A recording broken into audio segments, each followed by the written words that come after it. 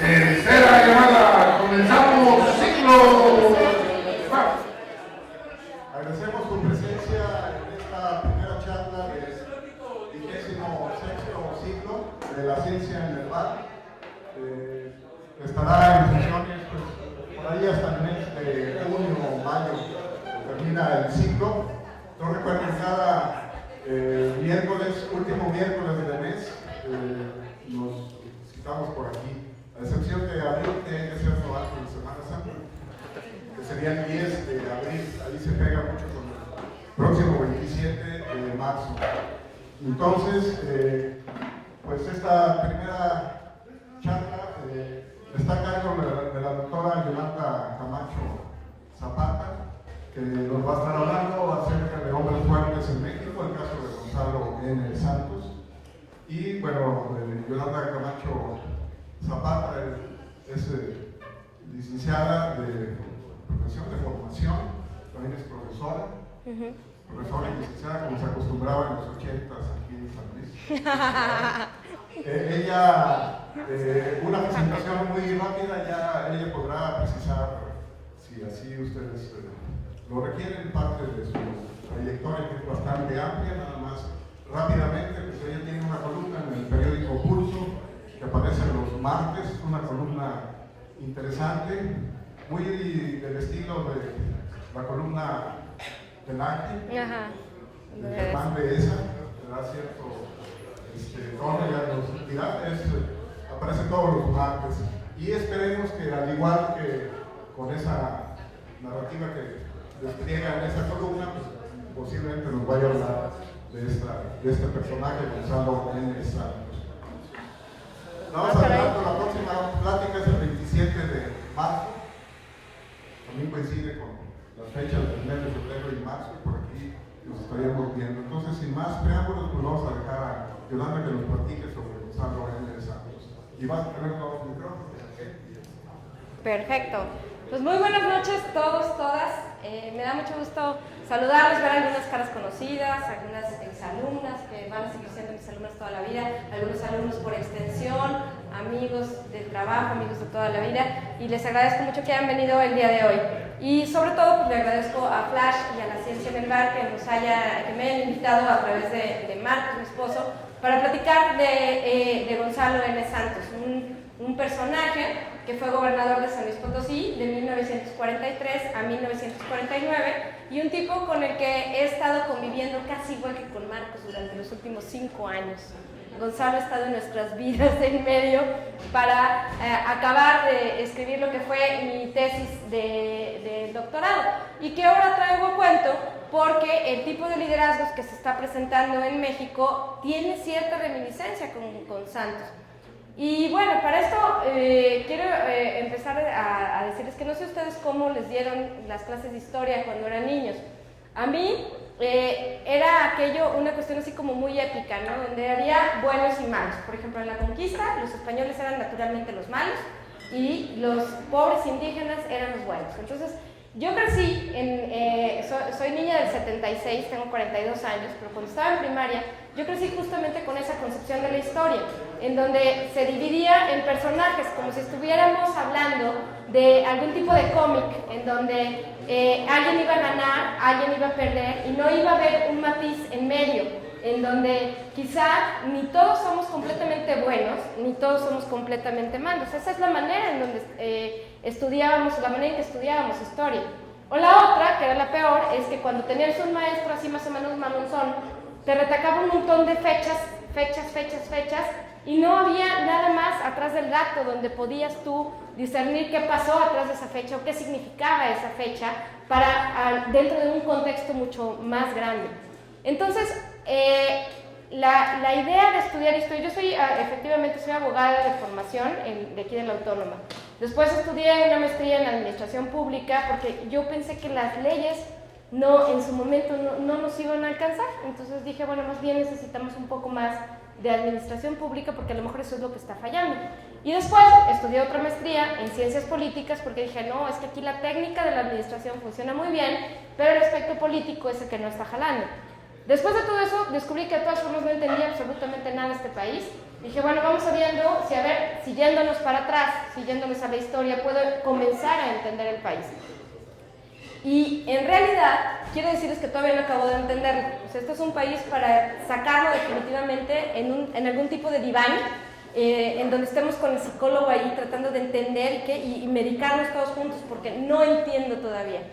Pero dentro de este no entender, una de las cuestiones que más me complicaba o me intrigaba era por qué San Luis somos como somos, por qué seguimos teniendo estas cuestiones, estas aseveraciones, que nada más de pronto parece que también seguimos buscando esa historia que me enseñaron en los 80s cuando estaba en primaria, en donde todo lo queremos encasillar entre los buenos, los malos, los políticos, los no políticos, y queremos realmente buscar como si fuera aquello una especie de un montón de ropa desordenada que quieres doblar y meter en todos lados. Entonces, un periodo de la historia de San Luis que considero fue parteaguas en la historia de nuestro estado fue el periodo de 1943-1949, que es justamente cuando este hombre, llamado Gonzalo N. Santos, gobernó el estado. A Gonzalo N. Santos les traje un chorro de fotitos, miren. Qué bonito, ¿verdad? Hasta ahí. Todas estas fotos son un préstamo que me hicieron del archivo familiar de la familia Santos, y otras son tomadas del Archivo General de la Nación, otras son del archivo de aquí de San Luis Potosí, la gran mayoría son del Archivo General y archivos familiares. En este sentido, lo primero que tenemos que saber y en realidad no es nada más en el caso de Gonzalo N. Santos, sino es también en el caso de muchos personajes políticos que son los que ahora deciden política pública, los que están legislando, los que están decidiendo si sus fondos de investigación continúan o no. Es extraño el caso de tener un político aislado, sino que generalmente vienen de una saga o de algún tipo de vínculo familiar o muy cercano o afectivo que va de décadas atrás. El caso de Santos es este ejemplo. Y miren, en realidad yo diría que no podemos mucho condenar el asunto de que los políticos de ahora sean los de antes o los hijos de los de antes. Simplemente en el caso de nosotros, pues, si tienes un papá médico, muy posiblemente el hijo estudie medicina o ciencias algún tipo de ciencias de la salud o alguna cuestión así. Si tu papá es físico, pues a lo mejor chances are que vas a estudiar física o matemáticos o algo así, o te desvías el camino y te vas a estudiar filosofía y letras en la UNAM. O sea, bueno, habemos ovejas descarriadas, no siempre pasa así, pero de todas formas, la formación que tenemos, gente de allá atrás, saludos, la formación que tenemos en nuestras casas nos hace que sigamos tratando de repetir o cuando menos encauzar un camino que nosotros ya teníamos marcado. El caso de Santos, de Gonzalo N. Santos, es más o menos igual. La familia Santos es una familia afincada en la Huasteca desde mediados del siglo XVIII. Esta familia llegan dos personas y se afincan en Tancanwitz y después extienden el resto en la Huasteca Potosina. Eran ganaderos, casi todos ellos, pero empezaron a hacer negocios y hay que tomar en consideración la época en la que estamos hablando y comienzan a tener un gran poderío económico. Los Santos, que llegan junto con una familia, la familia Rivera, empiezan a emparentar entre sí y encontramos un montón de personas que se apellidan Santos Rivera o Rivera Santos o Santos Santos o Santos Rivera o Rivera Rivera Santos. Es decir, empiezan a emparentar entre ellos mismos y empiezan a crear una extensa línea familiar que tenía y que mezclaba los negocios con también compadrazgo familiar, pero también con el poder político. La familia Santos, de la cual proviene Gonzalo Santos Rivera, afincada ahí, empiezan también a no nada más mezclar los negocios, sino también llega un momento en donde se ve que los negocios no van a prosperar, sino hay también algún tipo de injerencia política en la zona que ellos estaban viviendo. Entonces, muchos de los ancestros de los Santos, de la saga de los Santos, ocuparon presidencias municipales o fueron jefes de algún tipo político o jefes de asociaciones ganaderas, de comerciantes, etc. ¿Esto por qué lo menciono? Porque el tener atrás de sí una saga, ¿qué huele, Pingo? Una saga familiar. Llegó mi amigo Pingo, hay que saludarlo porque luego es grosero, me regaña mi mamá y Marcos dice, ¿por qué no saludaste a Pingo y demás? ¿Por qué les digo esta cuestión de las sagas familiares? Porque el hecho de tener un apellido atrás de ti, en donde tu pariente fue presidente municipal, tu otro pariente es el más rico de la Huasteca, tu otro pariente estuvo legislando cierta cuestión y estuvo peleando en ciertas luchas, en ciertas batallas, sí trae una carga familiar pesada. Si tú te apellidas de tal manera, sí a lo mejor van a llegar, y más como somos en San Luis, en todo el estado te apellidas Pérez. ¿De cuáles Pérez? ¿De los Pérez de Cárdenas o de los Pérez de Matehuala? O sea, sí tenemos muy arraigado el sentido de pertenencia. Santos, igual que todos nosotros, tenía ese sentido de cargar con una saga familiar y tenía, creo yo, la intención de continuar con esa saga y demostrar que él no iba a ser otro Santos más perdido en la historia, sino que iba a ser un Santos.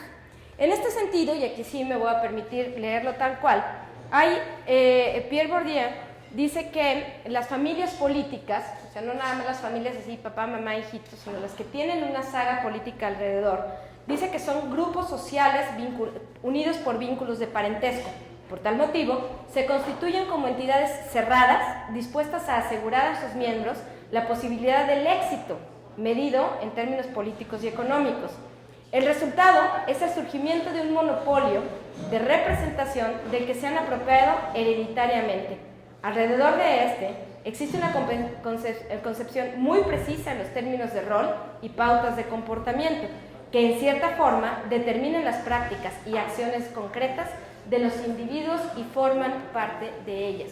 ¿Qué significa? Que cuando formas parte de una familia política, buscas mantener el control que se tiene en cierta área. No es una cuestión singular que haya sucedido únicamente en San Luis Potosí. Tenemos el caso, por ejemplo, de la familia Ávila Camacho en Puebla, y tenemos el caso de los Terrazas, y tenemos el caso de muchas familias políticas que no estuvieron únicamente surgiendo como a sí mismas, sino que traen, al igual que el caso de Santos, toda una saga familiar que el propio Gonzalo buscó en su momento situar. Ahora, este es uno de los Santos, Rafael Santos y Santos.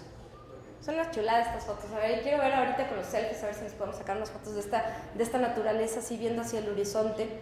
Y el hecho de Gonzalo N. Santos, el hecho de seguir con esta saga familiar, lo lleva en primer lugar a ser, primero tuvo un montón de hermanos y hermanas. Entre estos hermanos, él era de los menores, y aquí voy a hacer caso del consejo de una maestra historiadora, que dice: la historia se cuenta mejor como un buen chisme, y es cuando realmente todos lo tenemos. Cuando Santos nace, cuando Gonzalo nace, él venía de una familia muy grande, pero cuando tenía 4 años su mamá se muere, y el papá es el que se hace cargo de los hijos y les asigna a una persona, un mocito que los estaba cuidando atrás. O sea, Gonzalo N. Santos nació mandando. Desde muy pequeño, pues por ser hijo del patrón, hacía prácticamente lo que le pegaba su regalada gana. Esto nos ayuda a comprender un poco el personaje y entender después este carácter que desplegó y el cual le creó la fama con el que ahorita la mayoría de la gente lo conoce. Si alguno de ustedes ha escuchado hablar de Gonzalo N. Santos, lo primero que te dicen es, así como no, el cacique de la Huasteca o el cacique potosino. Esta es generalmente la opción que se le da. Hombre, qué amable. Yo sí, ando diciendo que sí. Esa concepción que se tiene como cacique es la que vamos a ver ahorita. Dentro de estos hermanos, el hermano mayor era Pedro Antonio de los Santos. Pedro Antonio de los Santos fue una figura que creo que ha sido muy olvidada en San Luis Potosí, que ha sido muy poco estudiada y que realmente le deberíamos hacer un poquito más de justicia.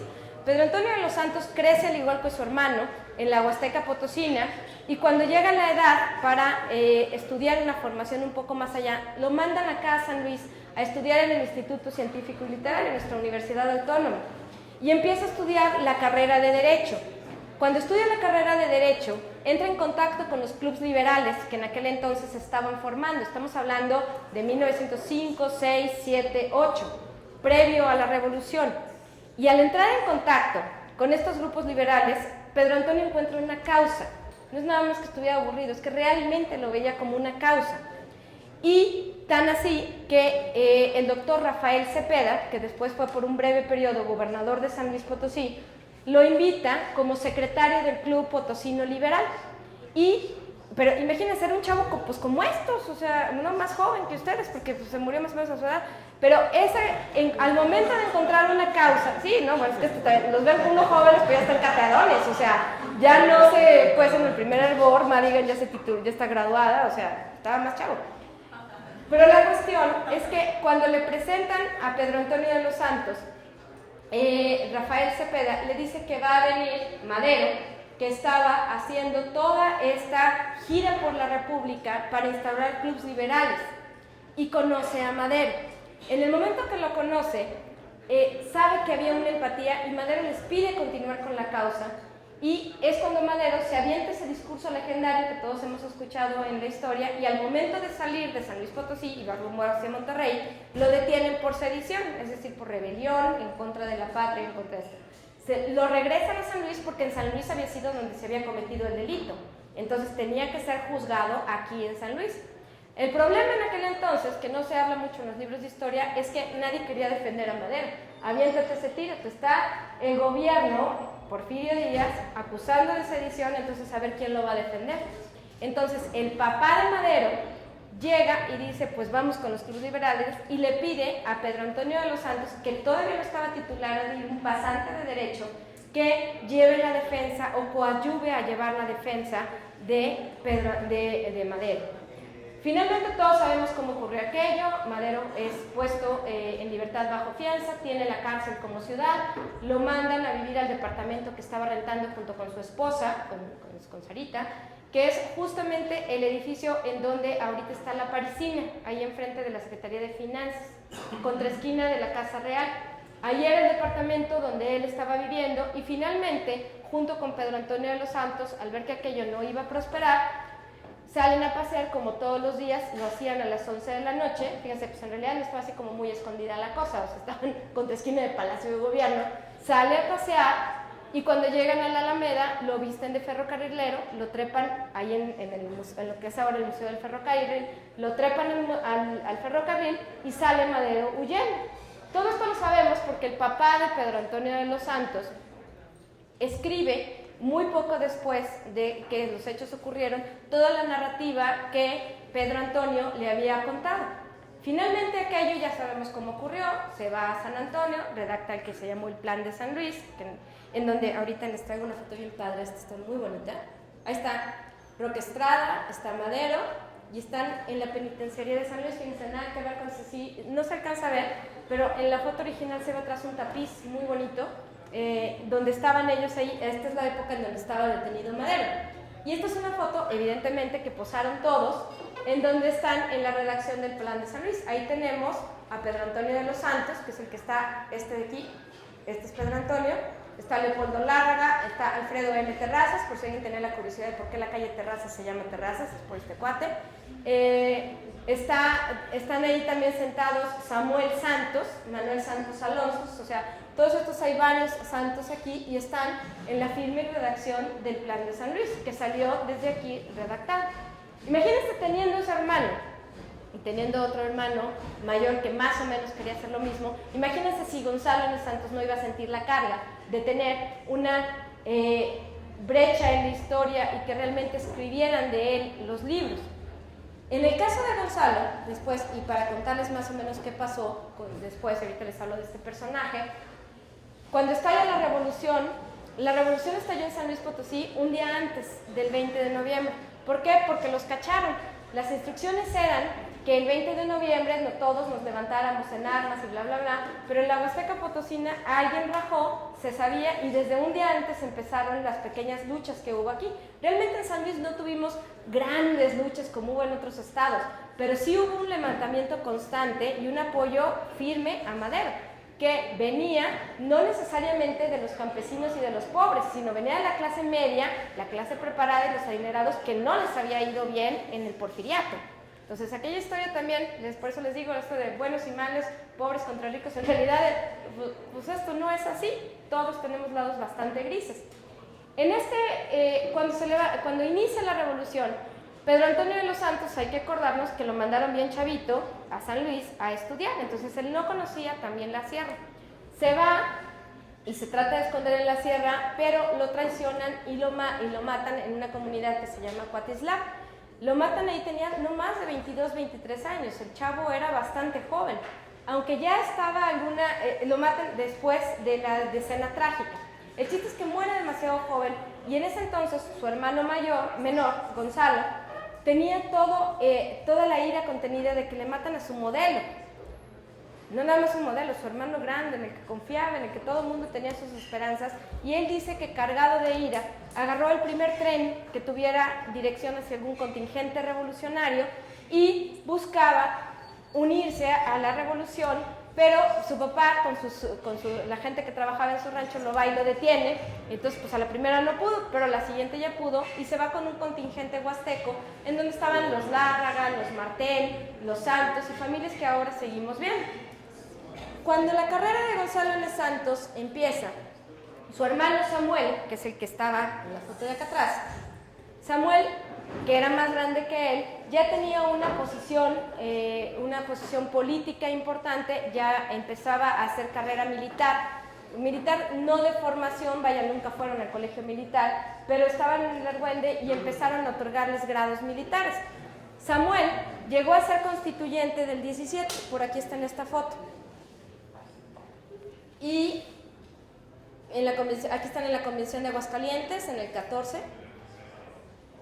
Y finalmente está enterrado en la Rotonda de las Personas Ilustres. Es decir, en este sentido, imagínense también, el hermano Samuel también tenía toda una característica familiar importante. Ya tomando en consideración esto y diciendo que infancia es destino, como dijo Eric Fromm, este de aquí es el que se convertiría luego en lo que todo el mundo le dice el cacique de San Luis. ¿A poco no se ve inocente con sus chorcitos y todo así, sus pantalones? Sí son shorts, sus calcetines y demás. Este cuate es el que le dicen el cacique de San Luis. Aquí ya vamos a entrar en una primera connotación histórica porque la plática se llama Hombres Fuertes en México. El concepto de cacicazgo entra en una categoría histórica específica. Un cacique, según Alan Knight, por ejemplo, según Romana Falcón, según Victoria Lerner y muchos otros historiadores, nos remite a una persona que tiene un control político y social determinado en un área específica territorial pequeña o cuando menos controlable. Un caudillo, por ejemplo, tiene una connotación nacional. Por ejemplo, Álvaro Obregón fue un caudillo, Emiliano Zapata, Villa, esos son caudillos. Los caciques tenían un ámbito de injerencia política, social, económica también, mucho más restringida. En la época en que los caciques estaban aflorando, hay que tomar en cuenta que este México no es el que tenemos ahorita. Había normas, pero ni de relajo lo que tenemos ahorita. Había estructuras, pero no tan firmes como las que tenemos ahora. Había cierto poder político, pero lo cierto es que aunque el presidente Díaz tenía un control muy importante sobre la nación, tampoco lo tenía de manera absoluta, tan así pues, que se le empezaron a levantar. O sea, el control político se demuestra cuando empieza a haber brotes y rebeliones. Entonces, no había tanto, no era un México tan centralizado como a veces nos gustaría pensar. Estos personajes, los caciques específicamente, no tenían que preocuparse porque hubiera una norma que violentar, porque la norma ni siquiera existía. No tenían que preocuparse si iban a quedar bien o quedar mal con el gobernador en turno, porque los gobernadores cambiaban como cambiar de calcetines. Simplemente en San Luis, desde 1910, que estalla la revolución, y hasta el 40, tuvimos más o menos 25, 26 gobernadores. Había gobernadores que duraban 3 meses y adiós y tantán por una cosa o por otra. Entonces la inestabilidad política era tan permeaba en todas las estructuras. Entonces permitía que, como cualquier lugar, ante un vacío de poder, hay otro que lo va a llenar. Simplemente imagínense ustedes así las calles del centro de San Luis. Cuando llueve y hay un bache, nadie lo ve. ¿Por qué? Pues porque el agua tapa. Es igualito con las estructuras de poder. Si no hay una figura que esté gobernando en serio, alguien va a llegar y va a tomar su lugar. Entonces, en este México disperso del que estábamos hablando, pues entonces cualquiera podía llenar el hueco. ¿Y qué pasaba? Pues que si yo era fuerte y tenía un ejército y tenía cierto poderío económico, vamos a decir, en Matehuala, pues entonces me convierto en el cacique de Matehuala, porque sé cómo tengo el conocimiento local. Así que allá hay un cacique de Matehuala. No, conde, ¿no? Ya te subí de categoría el otro día. Entonces, estas cuestiones, estas figuras de poder surgen porque no hay una estructura centralizada y no hay quien cubra esos espacios de poder. En el momento en que Santos estaba en los cacicazgos, en San Luis Potosí había un cacique que se llamó Saturnino Cedillo, que seguro alguna vez lo han ustedes escuchado hablar. Venía de un rancho de Paloma, que se llamaba Palomas, en Ciudad del Maíz. Saturnino, al igual que los Santos, no se generó por sí mismo así como por osmos, ¿cómo se llama el proceso? Ya se me olvidó aquí con tanto doctor, y de ciencias exactas, qué vergüenza. Discúlpenme, soy ciencias sociales.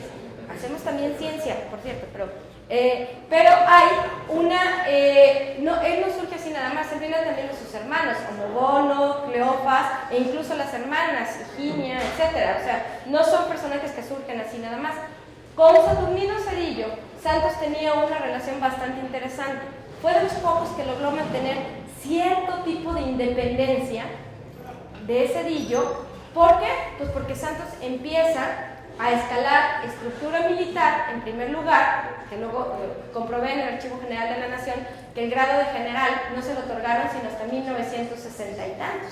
Él siempre se ostentó como general, pero el archivo de la Secretaría de la Defensa Nacional dice que mantuvo por 40 años una lucha muy respetuosa, eso sí, para que le reconocieran su grado de general, cosa que no fue hasta el 60 y tantos y por decreto, no por méritos en ningún tipo de batalla.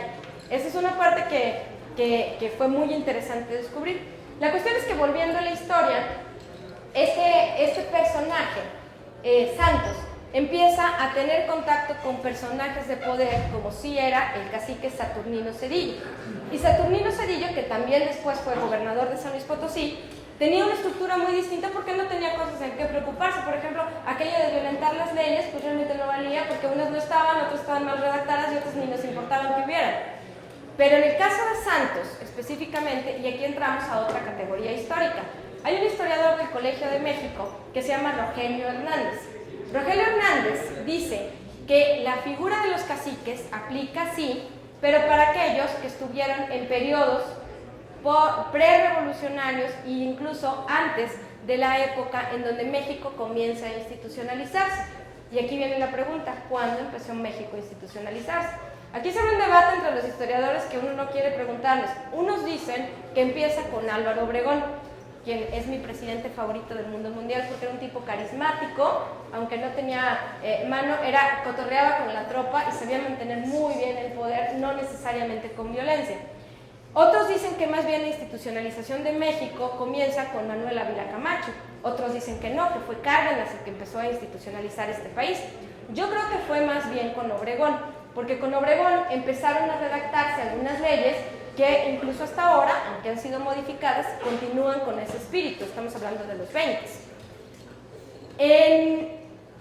Rogelio Hernández, del Colmex, dice que los caciques, a diferencia de los hombres fuertes, no tuvieron que preocuparse por estructuras ni por instituciones, pero que estos liderazgos de poder que empiezan a surgir después de la revolución pasaron dos cosas.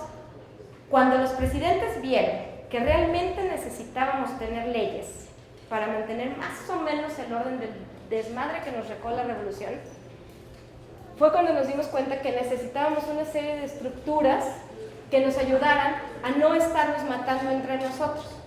Entonces, dice Rogelio Hernández, a diferencia de los caciques, él propone otra categoría histórica que son los hombres fuertes. ¿Cuáles son los? Y aquí en hombres me voy a referir en sentido literal porque no hay mujeres fuertes en la historia todavía, al menos en ese periodo.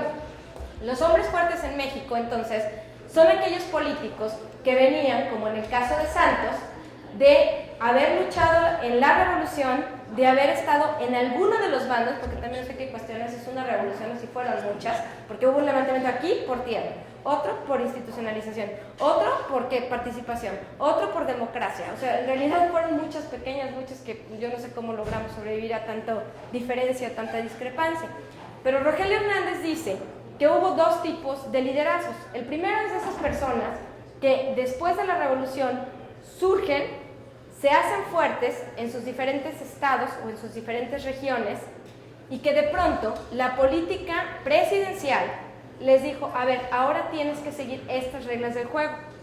Y hubo muchos que dijeron, yo no sigo nada. El caso de Zedillo, por ejemplo. A Zedillo, que tenía todo su poderío aquí en San Luis Potosí, en la zona de Ciudad del Maíz, tenía incluso hasta un ejército y tenía aviones a su disposición. Cuando desarman o desmantelan toda la estructura bélica post-revolucionaria, a todo el mundo lo desarmaron y mandaron a las tropas a las tierras y demás, pero en el caso de Zedillo no. En el caso de Zedillo lo conservaron, y no nada más lo conservaron, sino que respetaron toda la estructura que se tenía en esa zona para poder conservarlo. ¿Por qué? Porque sabían que en ese momento con Zedillo no iban a poder. El presidente que se le hubiera puesto a las patadas muy posiblemente iba a generar una nueva revolución o un nuevo conflicto importante. Sin embargo, conforme pasaron los años y las estructuras se fueron haciendo más fuertes y los presidentes lograron tener una figura mucho más centralizada, entonces fue en el momento de Cárdenas. Cárdenas dice, ahora sí, y trata en primer lugar de desarmar a Zedillo por las buenas. Le dice que es momento de entregar los aviones, que es momento de mandar a las tropas a descansar al campo y que iba a empezar lo que tenía puesto su corazón Cárdenas en aquel entonces, que era la estructura ejidal. Aquí en San Luis no querían la estructura ejidal porque estaban mucho más comprometidos con las pequeñas propiedades. Es decir, yo soy dueño de mi parcela, yo hago con mi parcela lo que yo quiera. En cambio, Cárdenas tenía su corazón puesto en el ejido, que eran muchos campesinos, todos decidiendo, todos viendo, no se vendían las propiedades ejidales, pero aquí en San Luis eso no gustaba, y mucho menos a la gente de Zedillo. Entonces, cuando el presidente Cárdenas le solicita que se retire, le dice, te voy a mandar a un lugar honorífico importante, que es que seas el jefe militar en mi tierra, en Michoacán. Y Zedillo lo leyó como, te voy a tener el ojo puesto todo el bendito día porque es tu tierra, Michoacán. Y le dice, pues que no. Manda de emisario justamente al que entonces era un joven diputado, que era Gonzalo N. Santos. Santos en esa parte de su autobiografía es súper simpático, porque dice que él hubiera preferido que en ese momento Cárdenas le pidiera irse a robar a la Virgen de Zapopan y que hubiera estado mucho más fácil.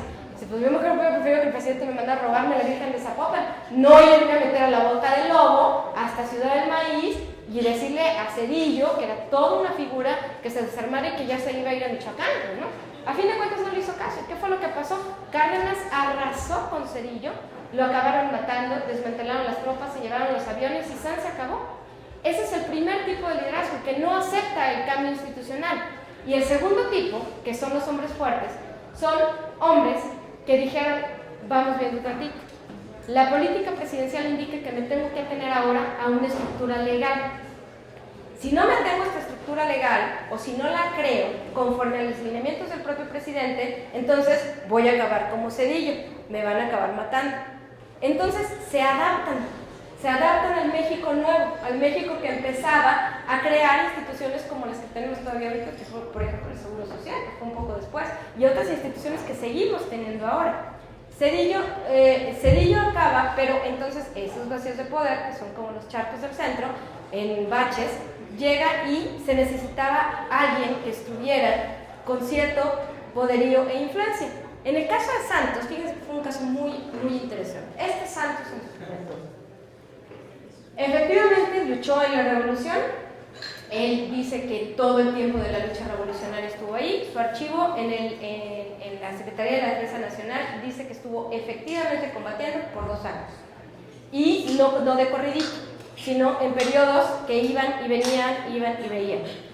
Entonces, al momento de que termina la lucha con su hermano muere y su otro hermano, Samuel Santos, deciden dejar las armas. Él solicita permiso porque se iba a venir aquí a tratar de competir, que en realidad pues no era competencia porque no hubo nadie más, para diputado local, y empieza su carrera política como diputado local. En la diputación local duró en realidad muy poco y después se va como a diputado local, y ahí casi toda su vida, yo casi les puedo asegurar que fue donde fue más feliz, porque se nota que estaba en su mero mole en las aguas de las cámaras. Fue diputado federal por muchas ocasiones y fue senador también por otras muchas ocasiones. ¿Cuál era la gracia de Santos? Santos sabía mezclar el agua con el aceite. Él se sentaba con todo el mundo, hablaba con todo el mundo y lograba negociar. Cosa que en ese momento, pasando el tiempo, en el momento de que el presidente Calles no podía gobernar bien. ¿Por qué? Porque la Cámara era, este grupo de aquí votaba una cosa, este de acá otra, este de acá otra, este de acá. Entonces, imagínense gobernar así, pues no se puede. O sea, no había ley que le pasaba, no porque estuvieran en contra, sino porque no se podían poner de acuerdo. Entonces, se les ocurre generar el que ahora se llama Partido Revolucionario Institucional, que muchos historiadores afirman que no fue otra cosa más que lograr que no se mataran entre compañeros revolucionarios, porque se acababan las broncas en el Congreso. No me gusta, no te gusta, pistola más, ya un muerto menos, órale, vamos. Entonces, este tratado de aglutinar no fue otra cosa más que el intento de Calles por poner a paseo a todos y repartir el pastel a gusto. Entonces, ¿qué pasa? Pues que generan diferentes sectores, ¿no? Entonces, el sector obrero, el sector campesino, el sector no sé qué, el sector militar, que en sus orígenes tenía el PRI. Y entonces, ok, sector obrero, ¿cuántos tenemos? 28. ¿Cuántos diputados hay? Ok, 3 senadores van para ti y 2 diputados. Tú también. Y así repartieron el pastel. Que en ese momento, pues la verdad se vio bastante listo Calles, porque si no, no hubiera podido sacar ninguna otra reforma, no hubiera sido fácil manejar este país. Entonces, esos presidentes necesitaban de estas figuras porque ellos sabían, a contrario de lo que creemos algunas veces, que más bien las figuras de los hombres fuertes se dan no porque el presidente mandara, sino todo lo contrario. Los presidentes eran presidentes débiles, necesitaban tener una especie de comillas terratenientes para que estuvieran cuidando una región específica y otra, pero a diferencia de los caciques, los hombres fuertes sí seguían un dictado presidencial. ¿Por qué? Porque veían que el México para allá iba. Era el México que se estaba formando, que estaba empezando a hacerse de estructuras en donde ya no iba a ser tan fácil revestirse de otra cosa más que de la legalidad que mandara el presidente en turno. Santos, dentro de su carrera, tuvo varios altibajos, aquí están en campaña, en la época de los cristeros. Y en su momento esa habilidad que tenía lo hace que Cárdenas lo busque, que Calles lo busque para empezar a formar el Partido Nacional Revolucionario, donde tuvo la credencial número 6. Ahí miran el poder político. El 1 era el presidente, el 2 el secretario general, y este cuate estaba en el top 10. ¿Por qué? Justamente porque supo hacerlos llegar a absolutamente todos, y en aquel momento su labor, encomendada por Calles, era hacer que, si me llevo con este, pero con este no, me traigo a este, y a este, y a este, y pues que se hagan bolas tú de ellos y tú de ellos, entonces yo ya no tengo que lidiar con ustedes, que lidie mi representante. Entonces, ese partido que funcionó por tantos años fue justamente por esta disciplina que este tuvo, pero aparte porque supieron entender que si se seguían peleando, pues nadie iba a acabar con absolutamente nada. Cuando Santos ayuda a la formación de este partido, se vuelve un diputado políticamente poderosísimo.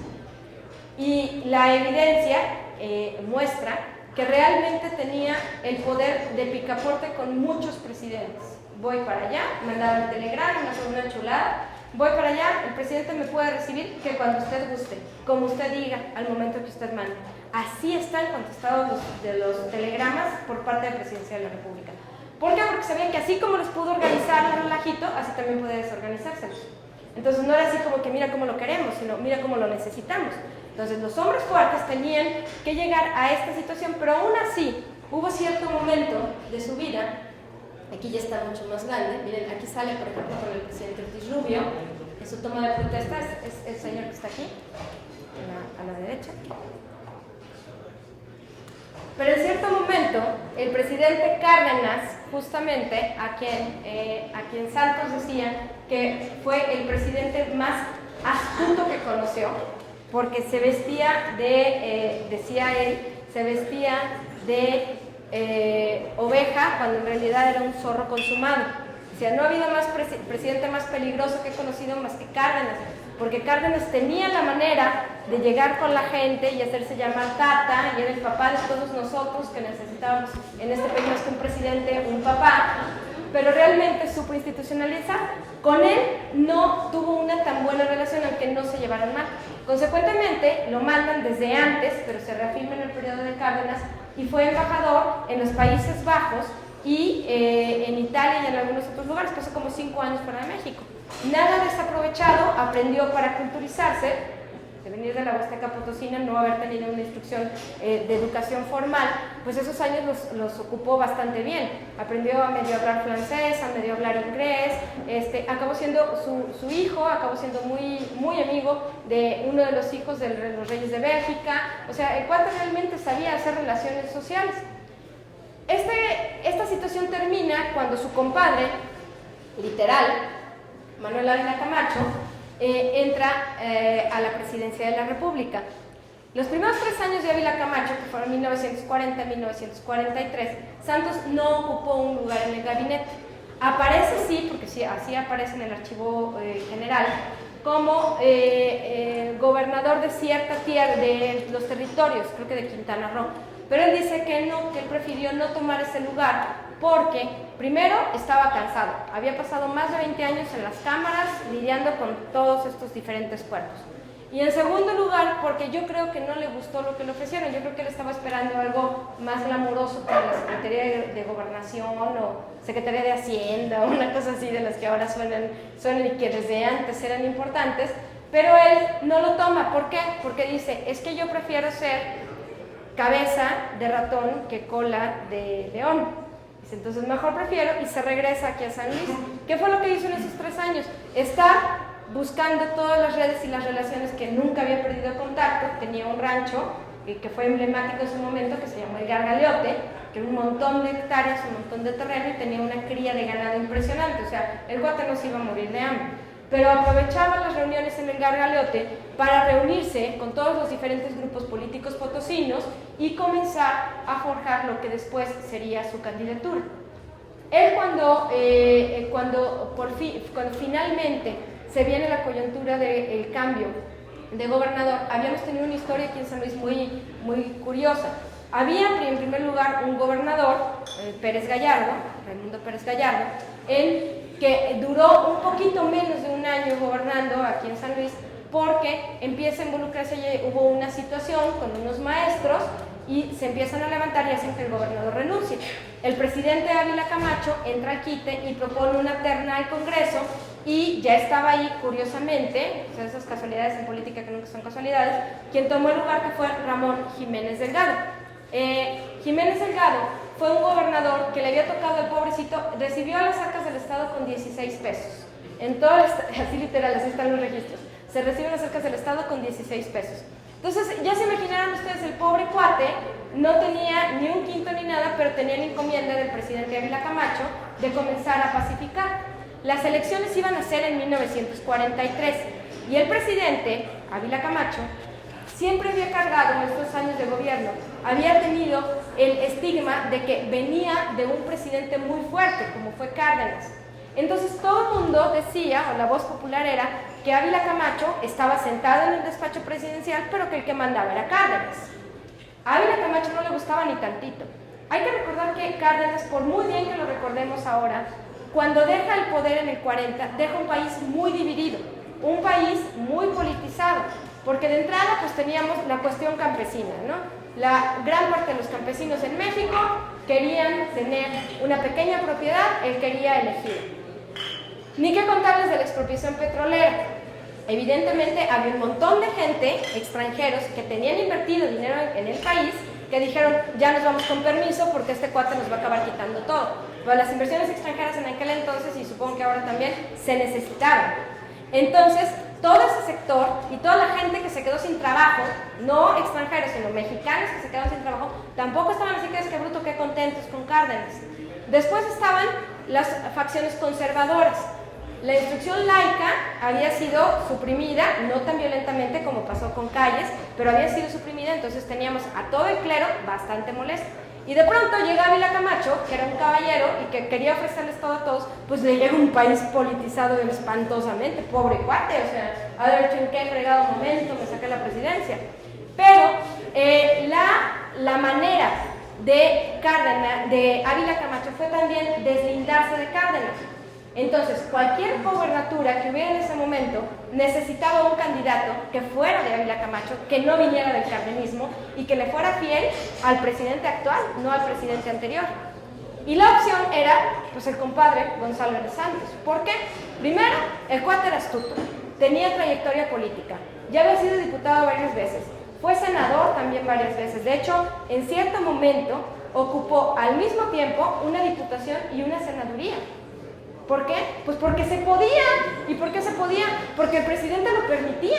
No podemos pensar que de pronto yo soy presidente, yo soy diputado y también soy senador y nadie se da cuenta de nada. Y no nada más eso. Ocupaba la presidencia de la Cámara de Diputados y la presidencia del Senado. Entonces, en un momento de la historia de México, estuvo ese poder en manos de una sola persona ocupando dos cargos.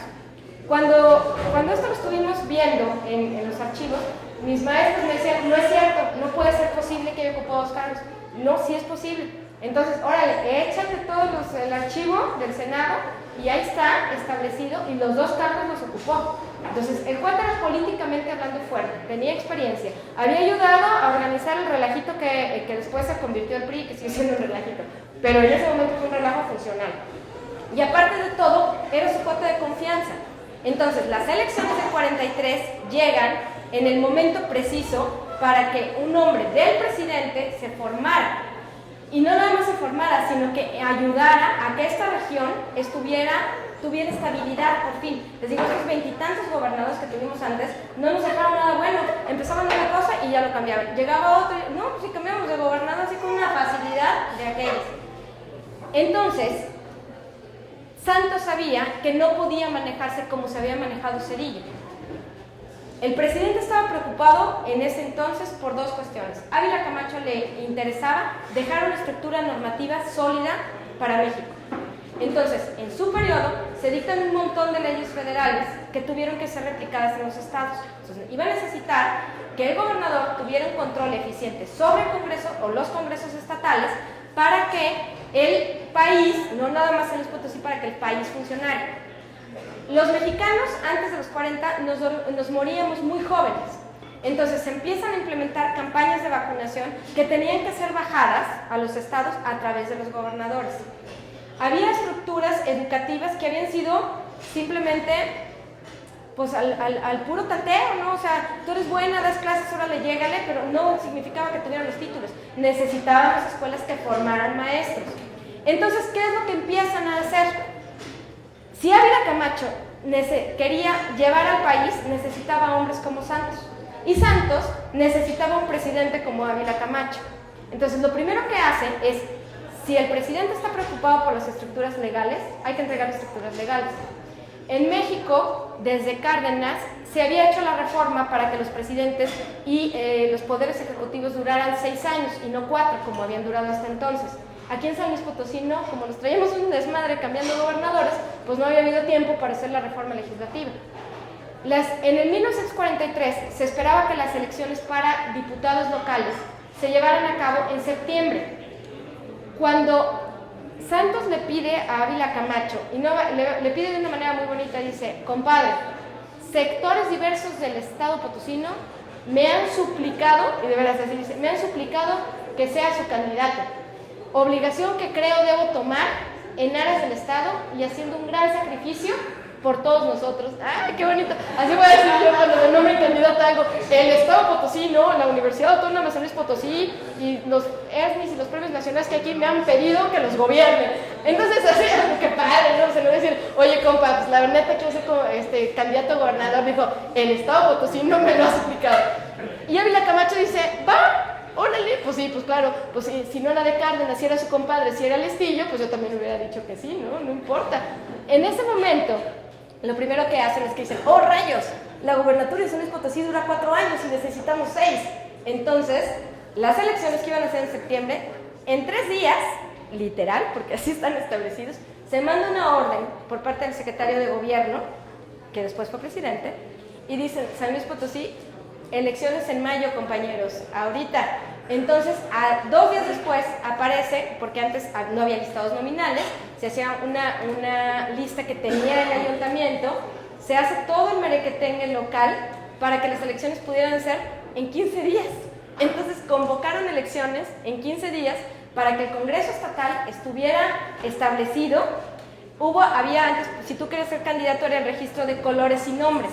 Entonces, el registro de colores es decir, planilla verde, yo pido la planilla verde. Entonces, planilla verde, ¿quién va de diputado de esta elección? Madigan, órale, va Madigan, ¿qué color Madigan? Verde, regístrate en el ayuntamiento. Ruth va por la roja, y así se iban. Entonces, tú ibas con tu gente y te registrabas en el ayuntamiento. Esta situación se hizo expreso en San Luis. ¿Por qué? Pues porque ya antes, un día antes te han dicho, vas verde, vas azul, vas rojo y acomodas el Congreso. Entonces, se hace la elección en mayo y la primera reforma que se hace, adivinen cuál fue, gobernadores de 4 a 6 años.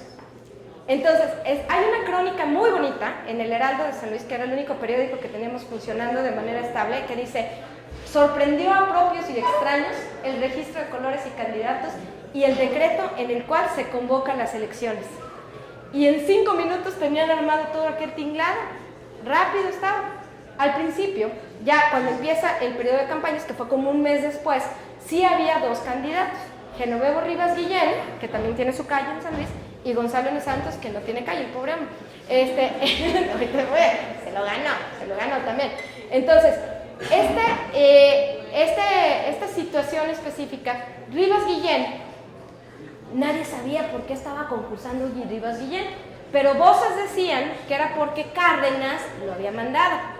Entonces estaba así como que calándole, a ver cuál de los dos funcionaba mejor. Rivas Guillén tenía el apoyo de 2 sectores muy importantes.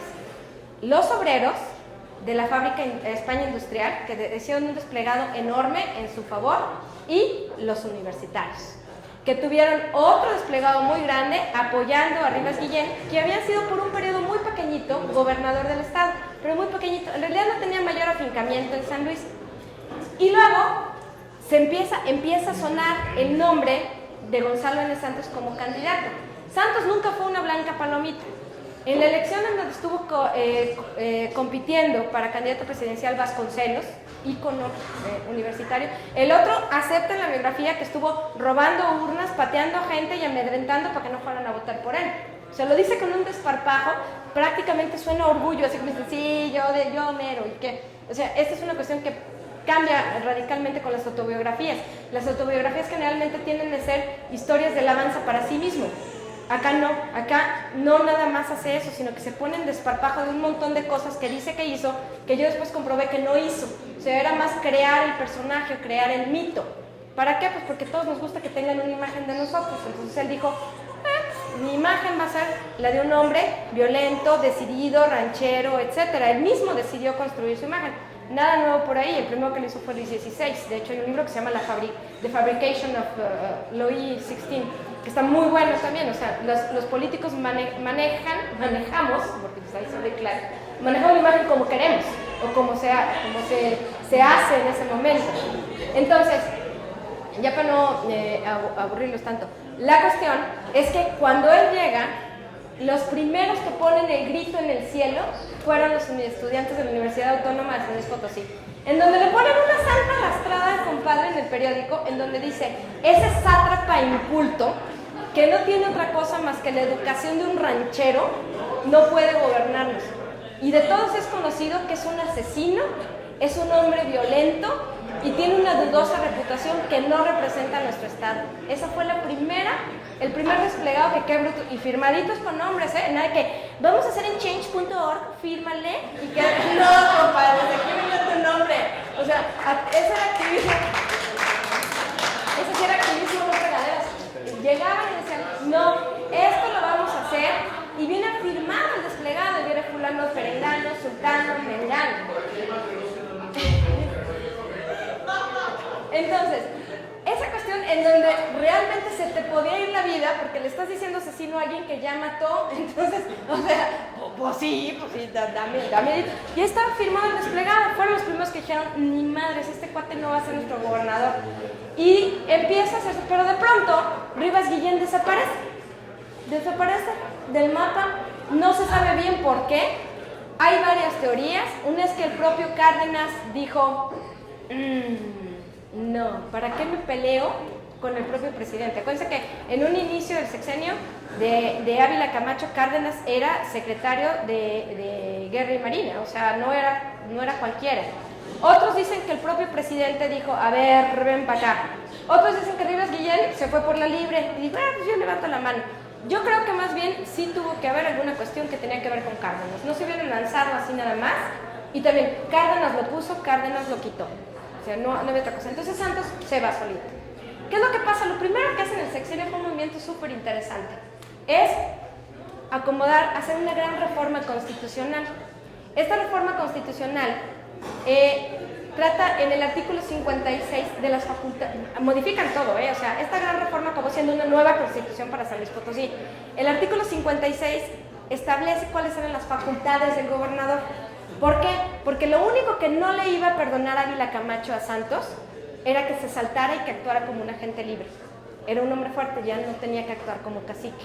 Entonces, hace esta reforma constitucional y está plagado el artículo, que de hecho ahí lo tengo, de frases que son una chulada. Sobre todo, si a ustedes les gusta redactar y están de acuerdo con que las palabras nunca son inocentes. Ahí estás. Fíjense. Nada más les voy a poner aquí un ejemplo para que vean cómo se redacta. Ahí está. Aquí está. Ahí les va, miren, chequen. Esta es una chulada, ¿no? Artículo 56 son facultades y obligaciones del gobernador. Fracción novena. Nombrar en caso de falta absoluta del ayuntamiento un consejo administrativo municipal, el cual regirá mientras se convoquen elecciones o se termine el periodo. ¿Qué significa? No me gusta el presidente municipal, lo quito, pongo al que quiera y convoco elecciones si quiero. Otro, puede suspender hasta por 13 meses y privar por la mitad del sueldo al mismo tiempo a los empleados de su nombramiento por falta comprobada o a los de cualquier otra autoridad cuando lo juzgue necesario. Es decir, yo trabajo en el Poder Judicial, no tengo nada que ver con el Ejecutivo, pero me sacaste la lengua, pues te saco la lengua y te suspendo hasta que se me pegue mi regalada gana. Presidir los ayuntamientos cuando lo crea necesario. Visitar oficinas y establecimientos cuando lo juzgue conveniente y todas las provenientes cuando lo juzgue conveniente. Excitar a tribunales inferiores del ramo judicial, tener un asiento en el Congreso en donde tendrá voz, pero no voto. O sea, allá al lado tenés asiento. Quien diga que México no ha cambiado, que lea el artículo 56. O sea, de perdida esto, dice, no, pues esto ya no está tan descarado. Este artículo 56 es una chulada de redacción si eres gobernante, porque podía hacer lo que se le daba a su regalada gana.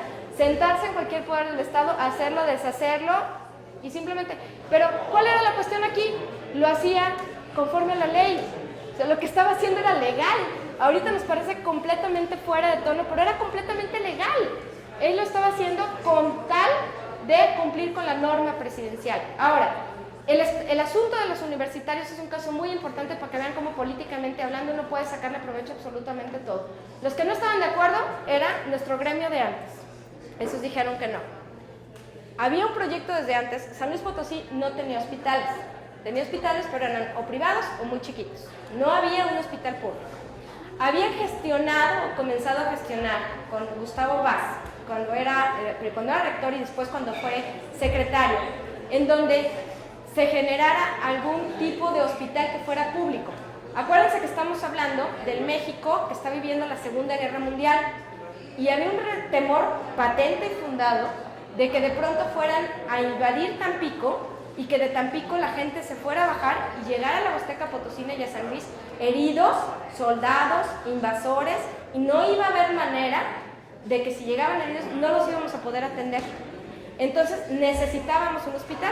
Santos se sienta y dice, pues aquí está este proyecto y está buenísimo, y dice, oh, muy bien, y se junta con el entonces rector y le dice, tenemos dinero de la federación para hacer un hospital, pero no quiero nada más que sea un hospital, quiero que sea un hospital universitario, en donde la gente pueda, tus estudiantes de medicina, de enfermería, puedan formarse, que puedan practicar, y se crea un patronato que estaba dirigido por la universidad para que ese proyecto funcionara.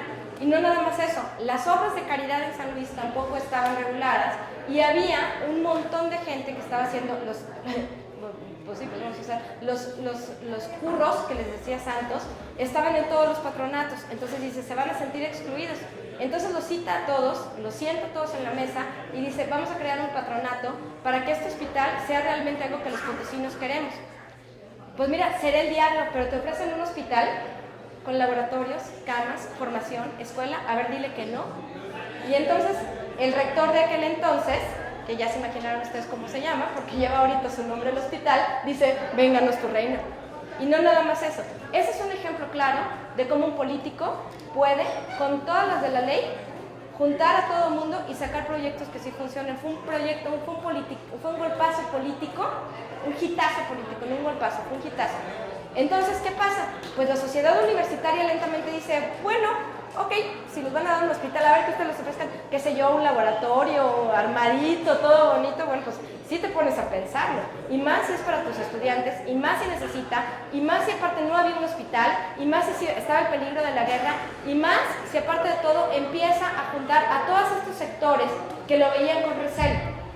En el primer informe de gobierno de Santos, es un documento bien interesante porque son páginas enteras en donde al momento de leer el informe leyó absolutamente a todas y cada una de las personas que contribuyeron para ese primer año de la formación del Hospital Central, del rector, los estudiantes, el patronato, Colchonera Potosina, Acero San Luis, quién sabe quién, no uno por uno. Yo creo que nada más en la lectura de esas páginas se han divertido un montón, pero era la manera de retribuir y de agradecer.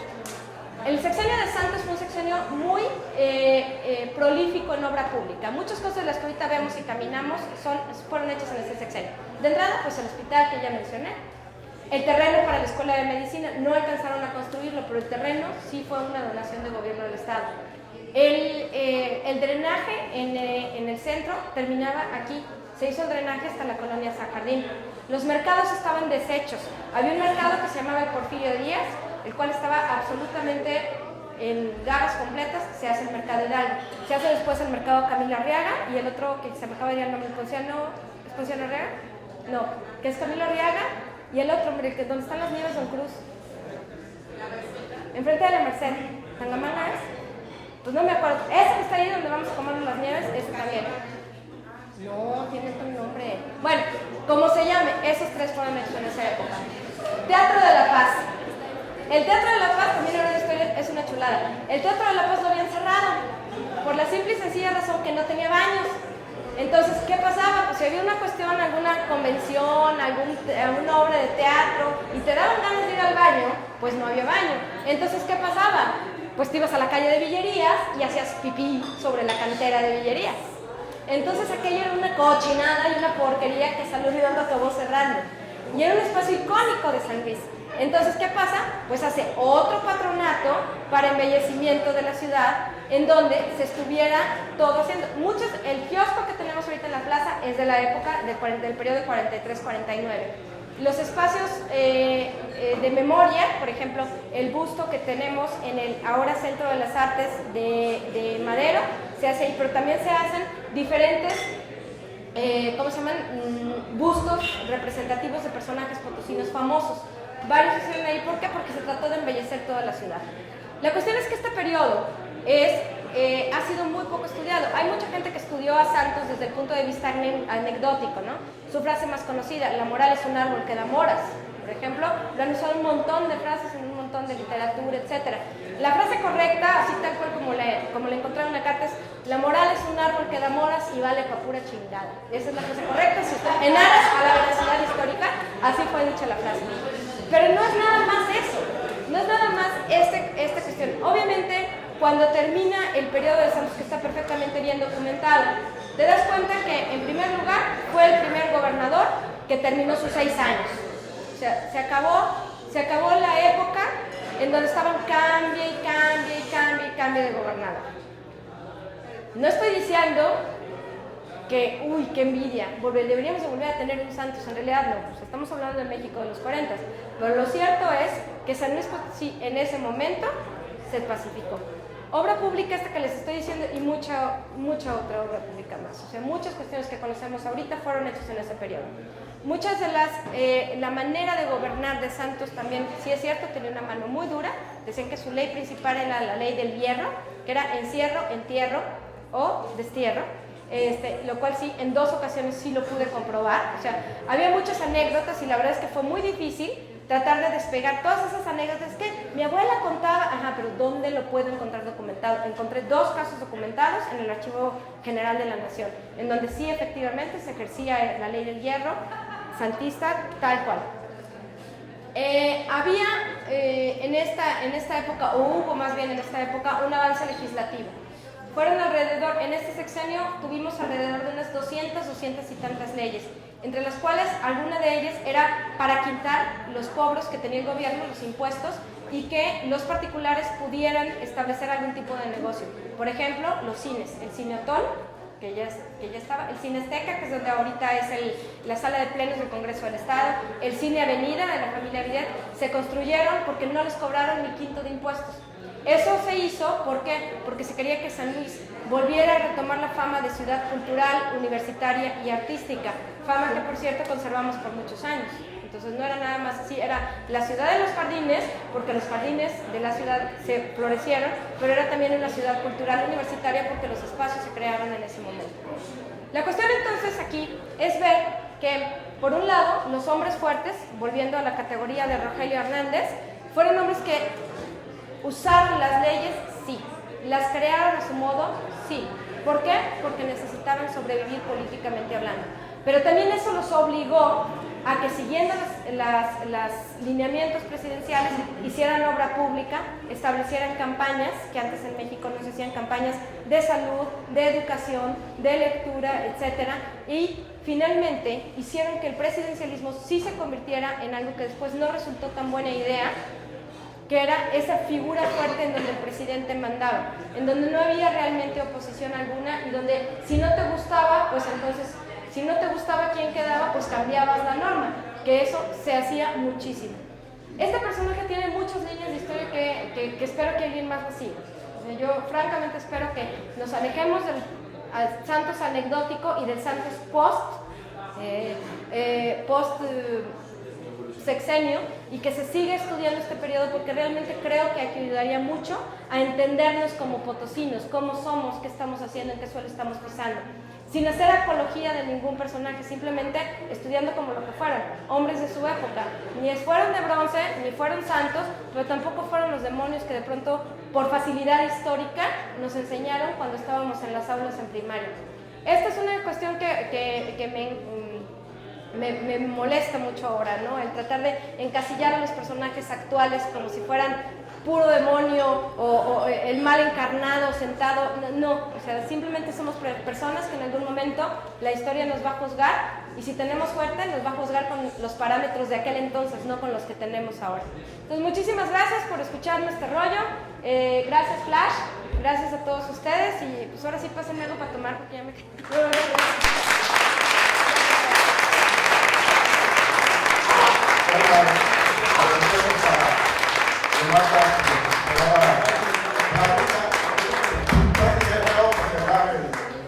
la sesión, al cabo aquí podemos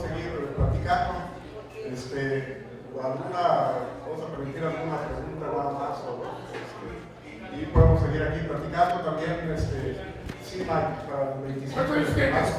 ¿Cuántos años cumples? Sí, ahorita estás ahí. Les vamos a ofrecer, para quien guste, vino tinto o tequila, por motivo de que estoy cumpliendo, sí.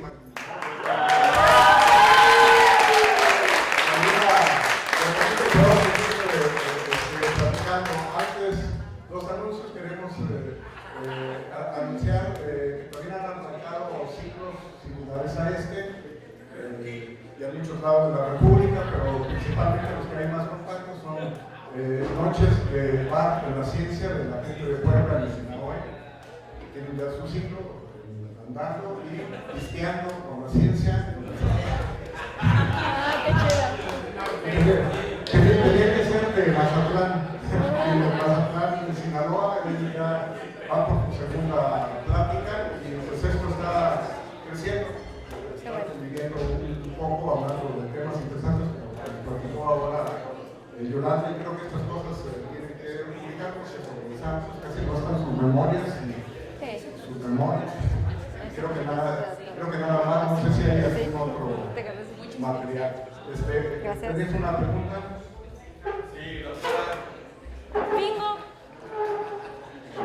Mi pregunta es, ¿por qué escogiste a Gonzalo Lozano?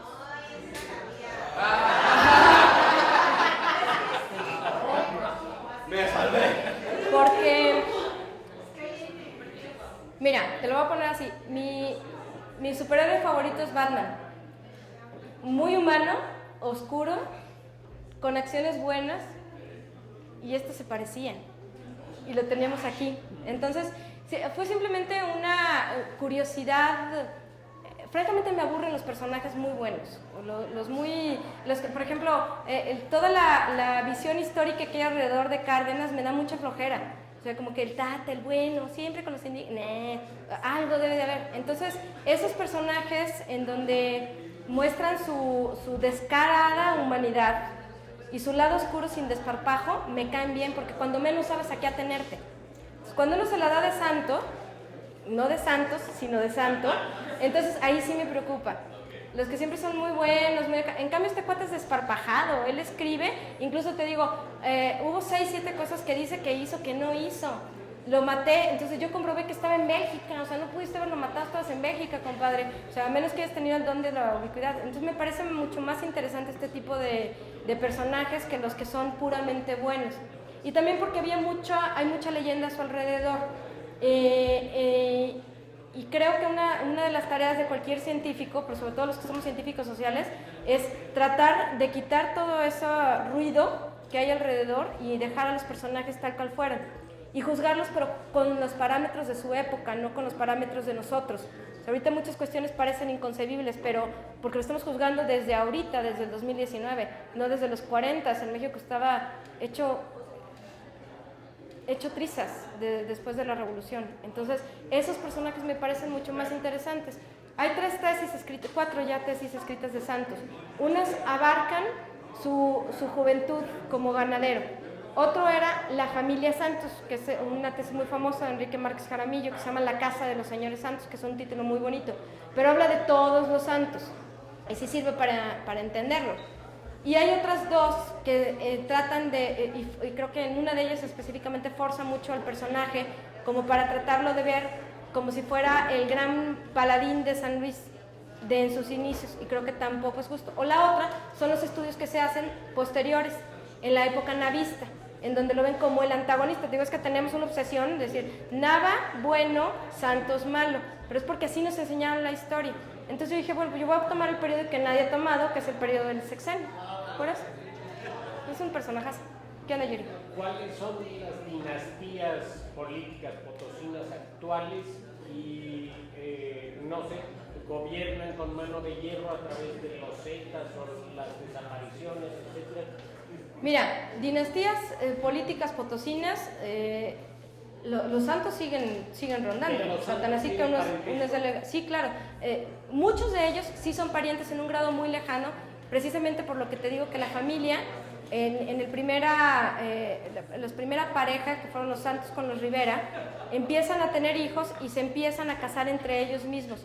Entonces, muchos de ellos, que aquí tuve la ayuda de don Pepe Santos, que es sobrino nieto de Gonzalo N. Santos, muchos de ellos son parientes, y algunos, para diferenciarse, se cambiaron el apellido a de los Santos, que por ahí les va a sonar el apellido. ¿Siguen siendo la misma dinastía? ¿Siguen siendo de la misma línea familiar? Sí. Y también ahora, pues simplemente, con mucho respeto, pero simplemente tenemos a Salvador Nava y a Javier Nava. Sí sigue habiendo esta cuestión, por lo cual no me parece nada criticable. O sea, tú eres médico, tu hijo es médico, tú eres político, tu hijo posiblemente sea político también. O sea, es una profesión como cualquier otra, de que lo vamos formando. ¿El hierro? Yo no lo tengo hasta ahorita documentado. O sea, sí creo que empiezo a ver indicios de figuras de hombres fuertes ahorita renaciendo. Es decir, amoldar la institución y cambiar la ley si tu compa no queda.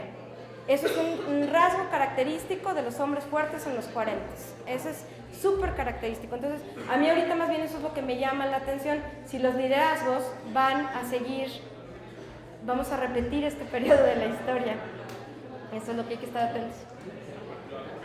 No sé quién. La felicito por la investigación, de verdad está muy bien Tú documentada. eres mi amigo en Facebook, ¿no? Sí. Ajá, sí. Nada más, Pero no lo conocía. me parece Ya vas como soy. como importante esta parte del matiz, porque leí una declaración suya en El Pulso sobre los liderazgos, una entrevista hace como 15 días, Ajá. y de ahí me llamó la atención. Esta cuestión de querer que la historia se repita, no es lo mismo el régimen autoritario al híbrido democrático que ahorita vivimos. Sí, ¿no? Entonces, yo creo que ahí sí hay que matizar que la historia no es cíclica, no se repite No. y tiene matices. Y la otra, yo sí le invitaría a que continuara la investigación posterior al año que usted estudia, porque en San Luis no hay investigación seria sobre estos dos personajes que son Nava y que son Gonzalo N. Santos. En el 56 mi familia salió exiliada por órdenes de Gonzalo N. Santos. Sí. Mi abuelo fue exiliado exactamente en el 56, mi padre tiene 3 años en ese entonces, y mi abuelita tiene 91 años, llegaron en la noche a la casa y se tuvieron que ir. Entonces estas cosas, aunque... ¿Se fueron a Tamaulipas a casualidad? Toluca. Porque si no el archivo, porque el archivo está en el... Sí, ve al Toluca. Archivo General de la Nación. Es uno de los casos No, documentados. y Está lo muy que yo bueno. la felicito esta parte de abandonar héroes y villanos y mejor abordarla con aciertos y errores.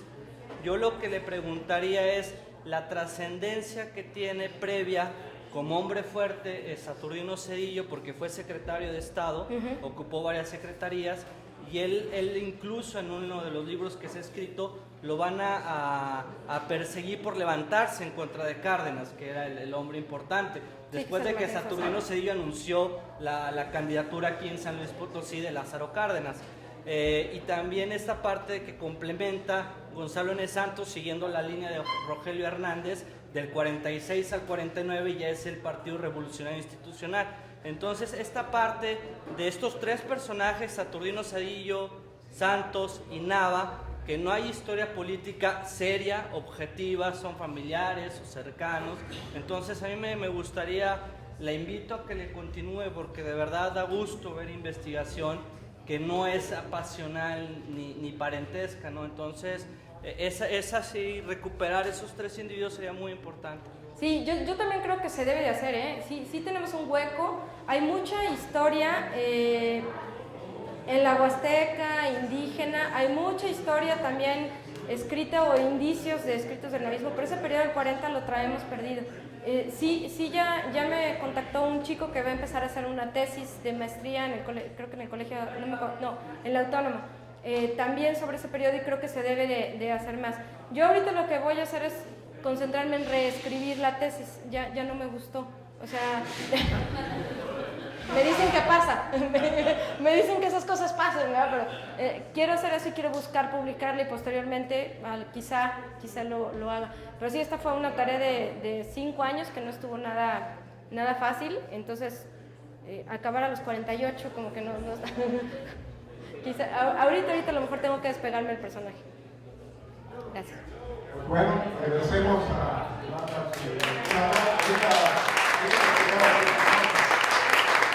Y nos vemos el 27 de marzo por aquí.